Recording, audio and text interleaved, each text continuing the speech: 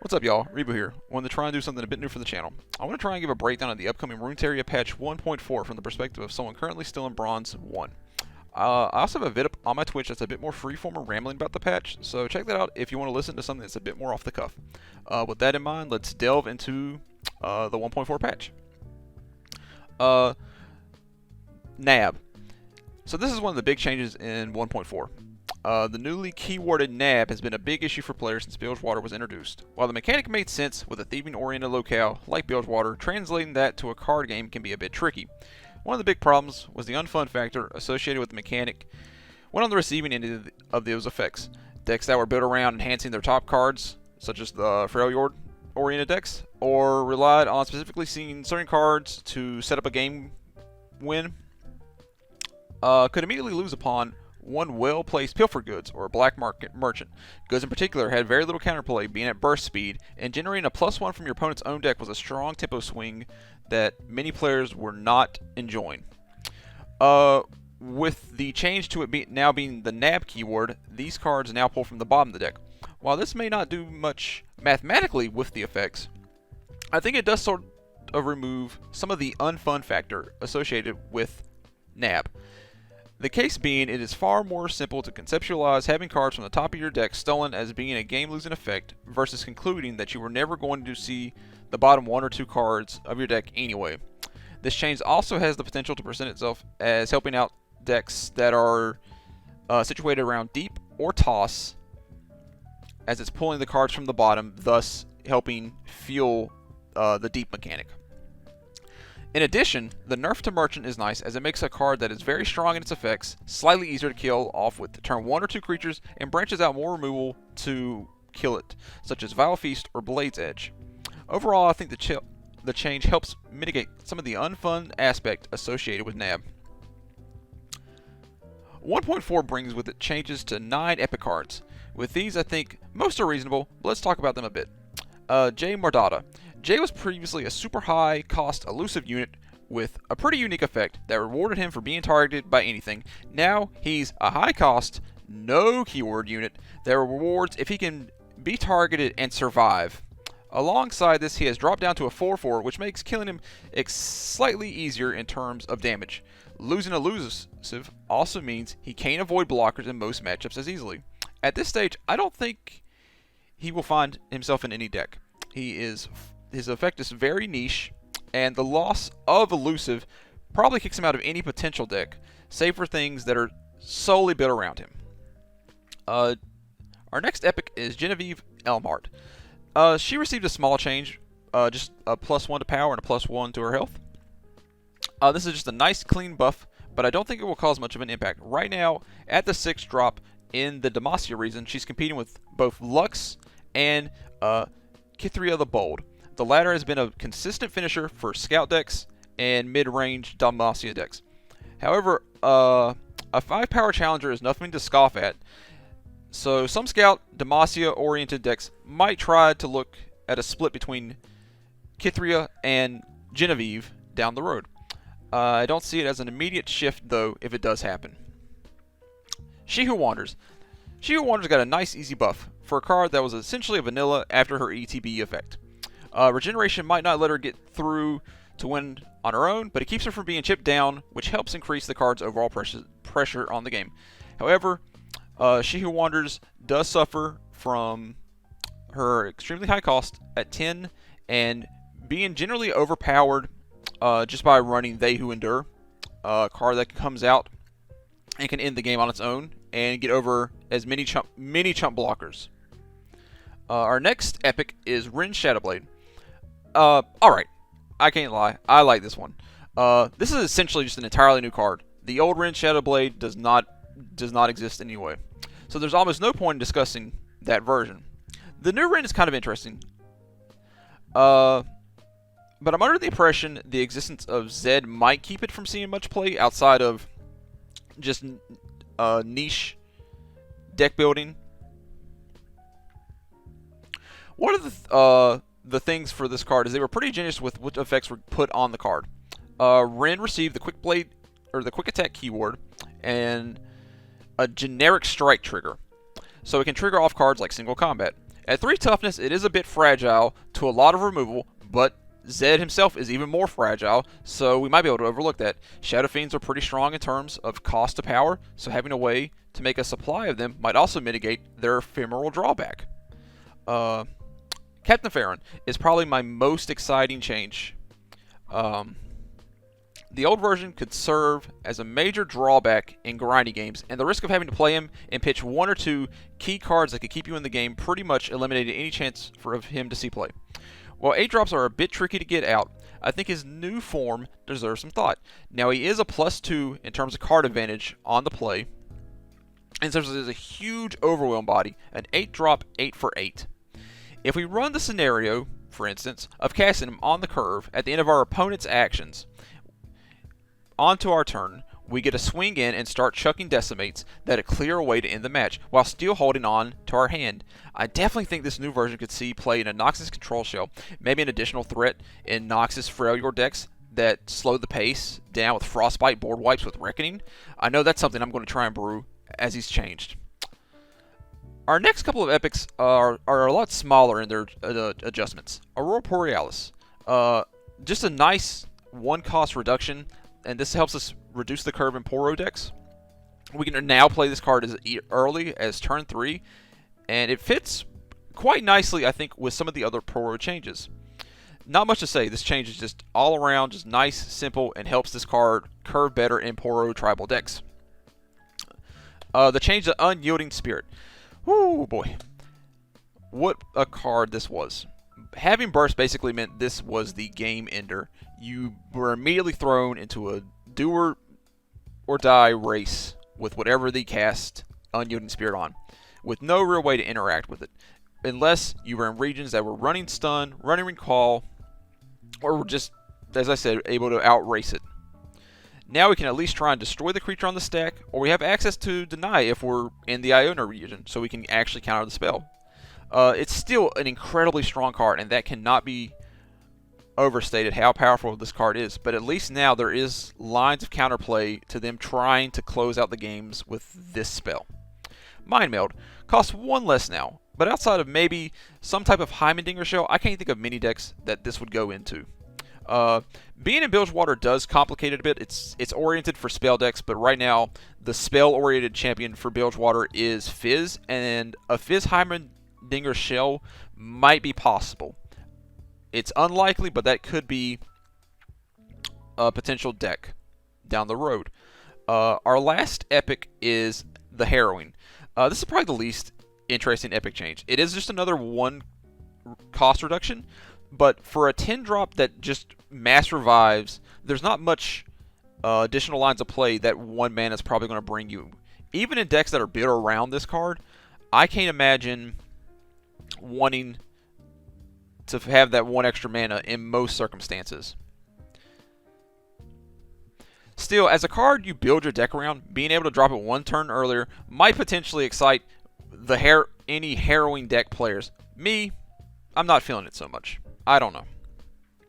That brings us on to the champions. 3 champions got updated in this patch: Darius, Anivia, and Braum. Darius, very simple, +1 to his toughness on his Evo. This might help Darius in certain matchups where he could have been more potential to just trade and die instead of just getting an extra chance at living and getting a secondary swing in.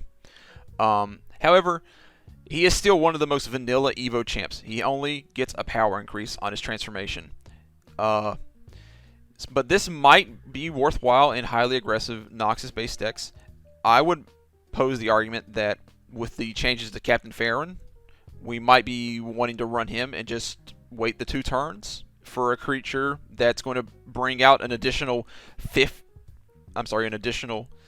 12 damage on board. Our next champion is Anivia. Anivia saw a cost reduction of 1. Anivia at 7 was entirely unplayable in any competitive sense. Her contemporaries at that cost were Nautilus and Tryndamere at 8. Nautilus, a deck-defining champion, absolute must-run in Sea Monsters. Tryndamere has decks built around him. a powerhouse that can close out the games. Anivia, slow control, has to wait till turn 10 to Evo. Transformation Egg is very fragile still. One Mystic Shot kills it, for instance. At 6, she's having to compete at an area of champs including Lux, Karma, and Sejuani. All three see good amounts of play. Sejuani, one of the most included champs currently in the meta. And all three of those have really strong impacts on the game when these start coming out. If you compare it to Karma, another champion that needs Enlighten to transform, consider Karma's Enlightened Evo ability of just copying spells. Very strong effect. Anivia, 2 damage to everything, which against aggro decks, great. However, the current trend of decks such as Endure Spiders, she's not doing much to help do anything except pump up a Dehu Endure who will inevitably come crashing through and overrun her. I think even at 6, she's still just not costed efficiently for her effects. And I hope to see maybe in the next patch another slight adjustments to her power and toughness, or even a cost reduction. And our last champion that was updated is Braum. Braum probably has the most debate over the positive negatives for myself. He's got a lot of changes, and while most of them are good, he does have a little bit of a downside when I stopped to think about it some more. Braum now costs 1 more, makes a Mighty Poro once on taking damage unevolved, and has 1 power when not evolved. Evoed, he has 2 power, 6 toughness. 6 toughness is down from the 7 toughness. He still makes Mighty Poros every time he takes damage while evoed. In most matchups, this is probably fine. Versus aggro burn decks, I did start to wonder, is the 1 power a bit of an issue if he runs into something such as Crimson Disciple? And those matchups might become a bit harder since Braum is also moving up to your curve. He's now a 4-drop, so you're having to wait an extra turn to play him, which could let them stabilize their board a bit more, get more pressure on you, and that extra 1 power plus cost won't matter because you've already established a good board state, and the potential of blocking the wrong creature could backfire.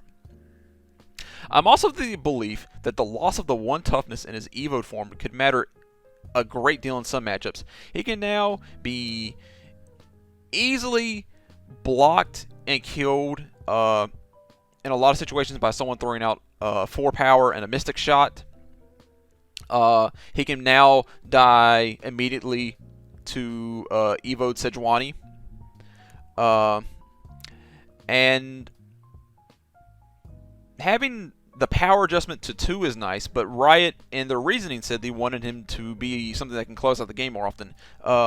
In my estimation, 2-6 is not going to close out the game. 2-6 can probably block most of what they're throwing at, and generating card advantage with the Mighty Poros is what's going to be his strong suit, as it's been to this point. But the 2 power is not really going to start clearing the way for him to win games, I believe.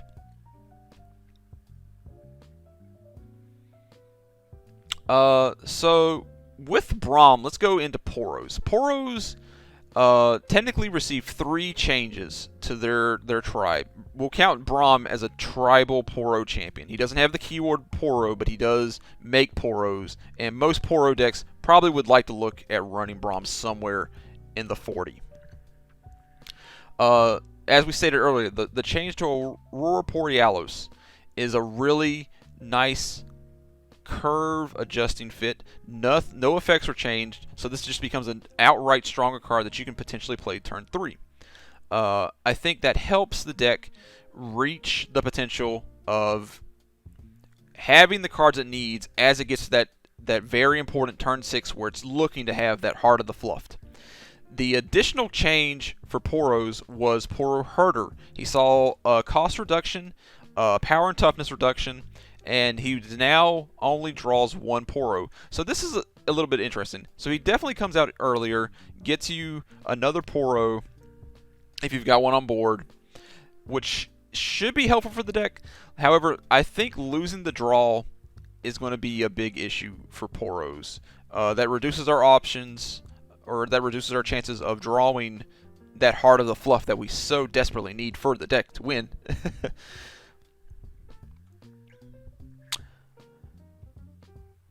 Lastly, we should probably talk about, we'll call it the Endure archetype, and that's a very prominent deck archetype in the game right now. And mostly I'm referring to They Who Endure in decks. They usually run a very similar creature package. It's usually Freljord / Shadow Isles, and the strongest version of this is Elise and Callista, but I've seen the decks built around multiple champions.